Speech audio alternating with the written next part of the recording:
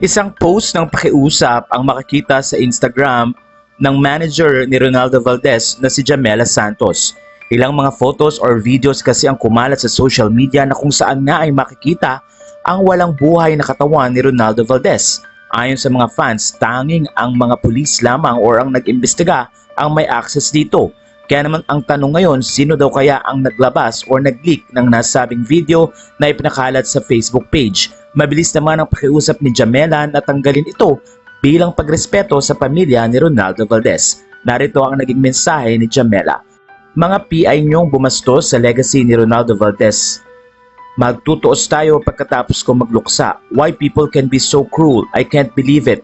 Ano, para makascoop kayo? Para mag-trending kayo? How can you be so low? Mga walang respeto. A good and a brilliant man like him doesn't deserve this. Babalik sa inyo lahat ng ginawa nyo is just a matter of time.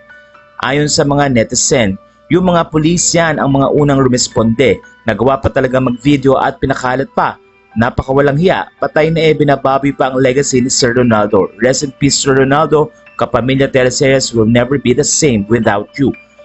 Ayon pa sa isa, to the highest level ang kabubuhan ng mga pulis, especially QCPD. Silang nag-announce ng pagkamatay ni Sir Ronaldo. Sila nagsabi na suicide ang rason. Sila nag-post ng address na New Manila. Sila din kumuha at nagpakalat ng video. Ang daming batas na nilabag. File the appropriate charges after.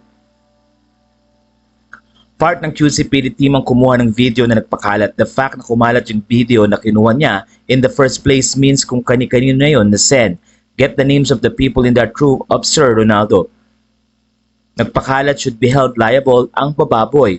They are cruel. People in the Facebook especially are cruel. Napakababastos nila, nakakagalit, walang respeto. Ang dami sa FB, pinagkukuha ko nga name ng mga vlogger, sampahan ng kaso para madala mga walang respeto. Sa puntong ito ay pinag-usapan din ang data privacy law has been breached. Kaya naman ayon sa mga fans, mukhang kailangan gawa ng paraan para matuto ang mga tao na huwag isa-send or isa-share sa social media ang mga bagay na hindi dapat ibinabahagi. Matatandang nakiusap si Jano Gibb na bigyan sila ng time para mag-grieve at mag-heal. Ganon din naman ang sinabi ng pulis na sana daw ay wag munang gumawa ng espekulasyon ang mga netizens. Ang mali nga lang dito ay ang pagkalat ng video at photo ni Ronaldo Valdez na walang buhay. Wala na pong masasabi niyo sa story na ito.